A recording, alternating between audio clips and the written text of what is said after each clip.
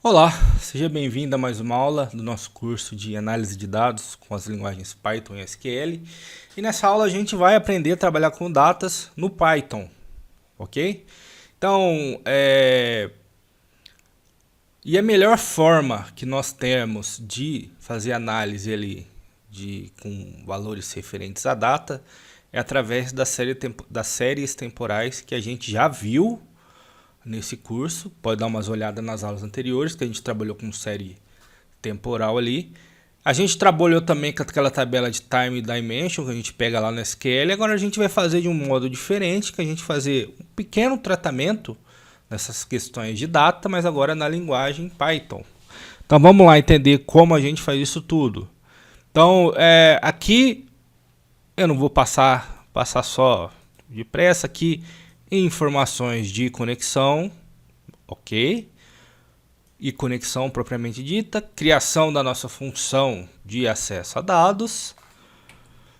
Aqui a nossa consulta, que a gente já estudou ela na aula anterior lá de SQL. E aqui a gente começa a entender essa questão das datas. O que nós estamos fazendo aqui, ó? Então, eu vou executar a conexão e vou executar a consulta. Então, o que a gente tem aqui, ó? A gente tem aqui a consulta e a gente tem um campo aqui. Vou pegar a caneta, a gente tem um campo date aqui, que é a data da venda, ok? E o que nós vamos fazer? A gente vai decompor essa data dessas informações de data. A gente vai pegar o mês, o dia e o ano. Então, por exemplo, a gente vai separar aqui o dia, o mês e o ano. Só lembrando que essa data está no formato americano, então a gente lê de trás para frente. E como a gente faz isso? Dessa forma aqui, ó. Tem a função DateTimeIndex aqui, ó. Que a gente faz? Eu estou criando, perceba que a gente não tem aqui, ó, nenhuma coluna chamada ano. Então o que eu estou fazendo? Olha, dataset.ano, que não existe, ela recebe o quê?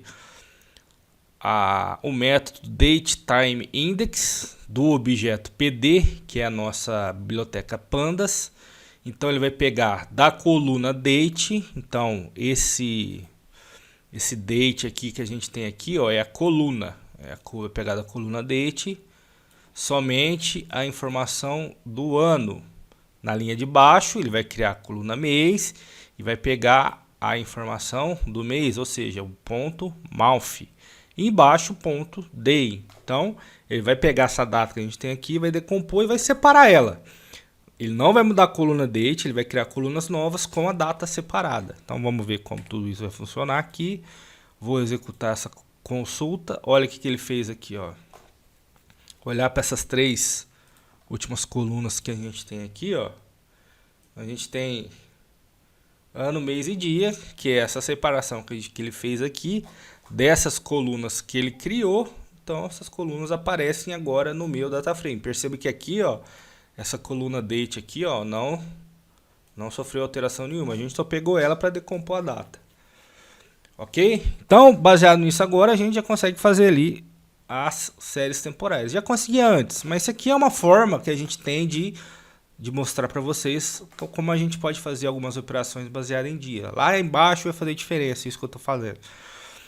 Então a gente vai montar aqui agora, ó, a evolução das vendas ao longo do tempo. Então vai pegar aqui, criando o nosso gráfico, pegando a coluna dataset, pegando aqui a informação year month, que não é dessas colunas que a gente criou, é essa daqui, ó, year month, ou seja, o ano e o mês.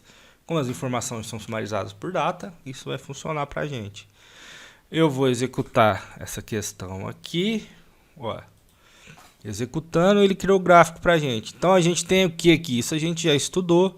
A gente tem uma série temporal aqui, crescente, que mostra aqui a variação das vendas por mês. Não por mês propriamente dito, baseado nos registros que a gente tem, né? E a gente percebe aqui que o maior valor que a gente teve foi em novembro, aqui ó, 11 de 1996. Total de 1.000 e alguma coisas aqui de venda. Esse foi um pico que a gente teve outro pico aqui no mês 4 de 2017 e por aí vai. Então a gente tem uma análise aqui, caso alguém peça pra gente, a gente tem uma análise aqui de uma série temporal baseada na variável year-month. Vamos descer mais aqui para ver o que a gente tem abaixo. Mais uma evolução, mas agora eu estou comparando o que? Estou comparando os colaboradores. A gente já fez isso anteriormente, mas agora tem um jeito mais elegante de fazermos isso. Então lá, vai criar o gráfico para a gente. Olha o que ele fez aqui, só que ele fez bagunçado. Aí o que sugere para a gente que a gente não consegue tirar muita informação daqui. Qualquer diferença que a gente fez aqui, pessoal, é essa aqui. Olha lá o que a gente tem. Aqui eu estou pegando a variável year-month, que é a mesma que a gente tem lá, só que agora eu estou usando no who aqui, na nossa legenda, o employee name. Então ele pegou as vendas por colaboradores e montou aqui pra gente. Só que a informação tá ruim, porque a gente não consegue saber o que é o que é muita informação, uma poluição visual grande pra gente. Então, o que a gente pode fazer numa situação dessa? Comparar. Então eu vou dar um exemplo de comparação que a gente tem aqui, ó. Que a gente faz, ó, para melhorar a nossa análise? A gente estabelece a cópia do DataFrame de novo e olha o que a gente está fazendo aqui, ó. A gente está fazendo um filtro. Esse dataset.red aqui não é necessário, vou até tirar ele que a gente não precisa dele não. Aqui, ó. O que a gente está montando aqui, ó? A gente está montando um filtro. Então eu estou pegando só a Nancy e a Laura para fazer essa comparação entre as duas, através da coluna employee name aqui e da nossa funçãozinha aqui, no nosso método query, que faz uma busca dentro do nosso DataFrame. E aqui eu estou usando o inplace true para quê? Porque quando eu fizer a alteração do meu dataset, ele já faz a alteração física nele mesmo, ok? Informações de montagem do gráfico aqui. E vamos executar para ver o que parece para a gente. Olha lá, agora a gente tem a comparação das duas. E perceba que elas têm um perfil muito semelhante de vendas. Então elas começam aqui, andam um pouquinho. Quando uma cresce, outra cresce também. Pois a Laura consegue manter uma pseudo-liderança aqui, baixa aqui. Então a gente percebe aqui, ó, que